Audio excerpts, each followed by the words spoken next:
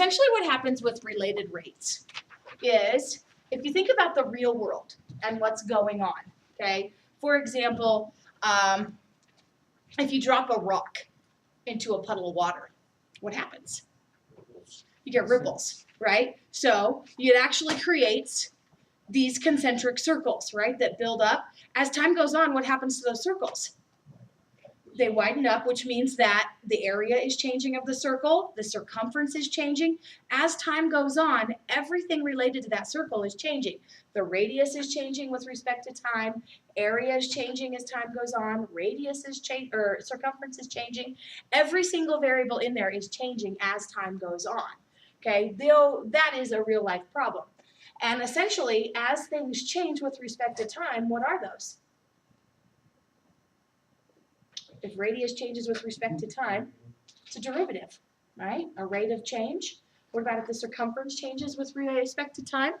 It's a derivative, right? So in this section, we're going to be doing more derivatives. But the trick to this is every single one of your variables is a function of time, which means that you have to implicitly differentiate every single one of them as a function of time.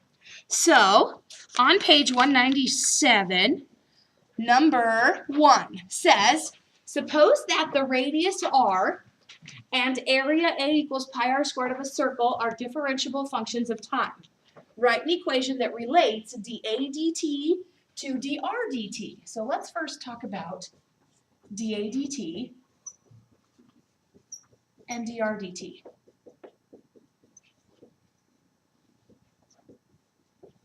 Okay? This notation right here is the derivative of a with respect to time.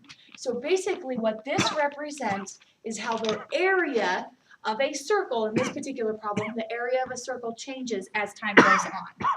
So this is going to give us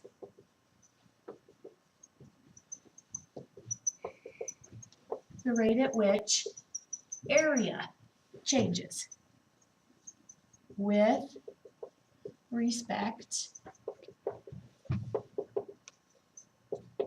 to time. Okay, so then what's dr dt give us? The rate of change for the radius as a function of time. Okay, so in problem 1, we have a circle. The formula for the area of a circle is a equals pi r squared. This is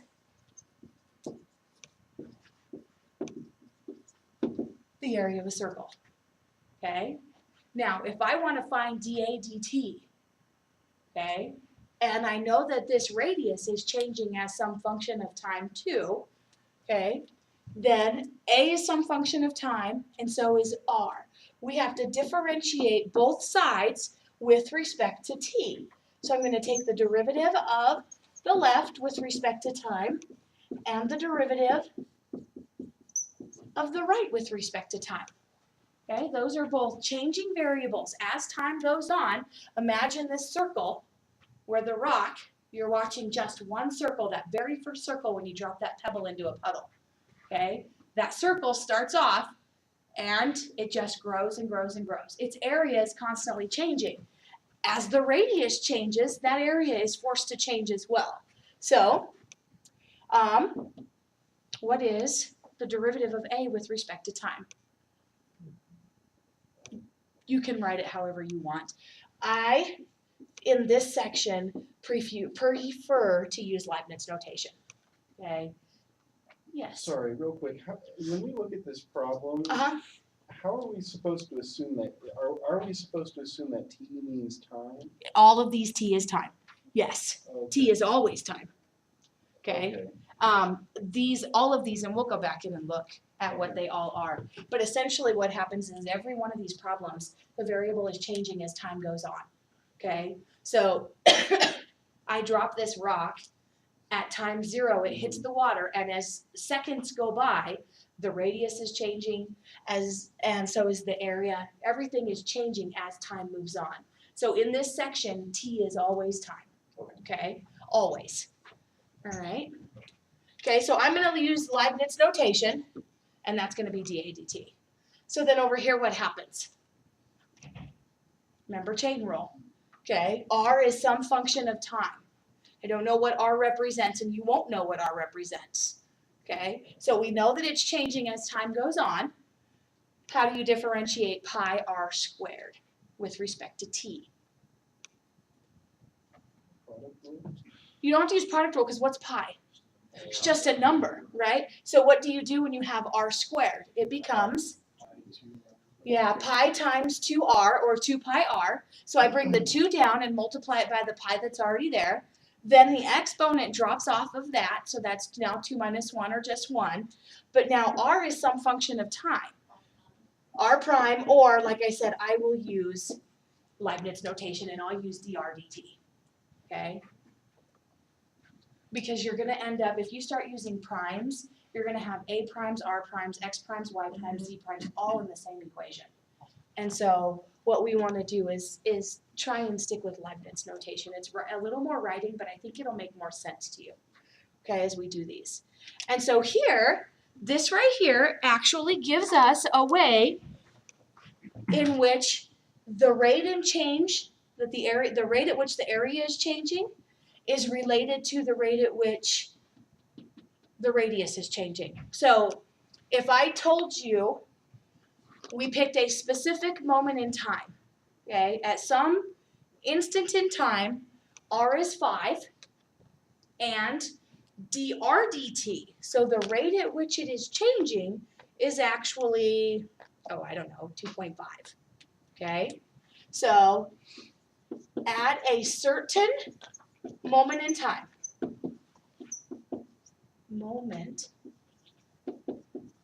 wow,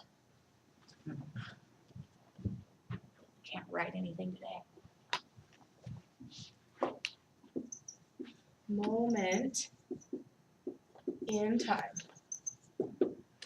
R is 5, we'll go inches, and the rate at which R is changing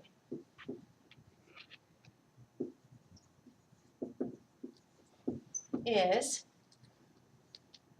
2.5 inches per second. Can you tell me how fast the area is changing at that moment in time? Sure. Here's a relationship of how that area changes with respect to time for any given r at any given rate at which r is changing. So here, I can find the exact rate of change of area. dA dt is equal to 2 pi times 5 times what? 2.5? Right there. And what is that? 25 pi inches squared per second. Oh, I forgot my pi. That makes a difference. 25 pi square inches per second. So the area is increasing at this particular rate per second, okay? So it's essentially increasing very quickly, okay? So in this section, this is exactly what we're going to do. We're going to be talking about objects that are moving, things that are changing. Their rates are changing as time goes on. And we have to figure out some sort of an equation, whether that's through some direct formula or some equation that you create. I think all of the ones that I assigned are all some sort of a formula hidden behind them, whether it is because it's area, surface area, volume, Pythagorean theorem, any of those, okay, you can create an equation that relates all the variables, and then you differentiate it as time goes on, okay? So, on page 194, your book gives you some strategy for related rates problem solving and how you have to go about doing this, okay? A picture is worth 1,000 words. So draw your picture that shows what exactly it is that you have. Okay, you have to label everything. And the tricky thing about these is there is more than one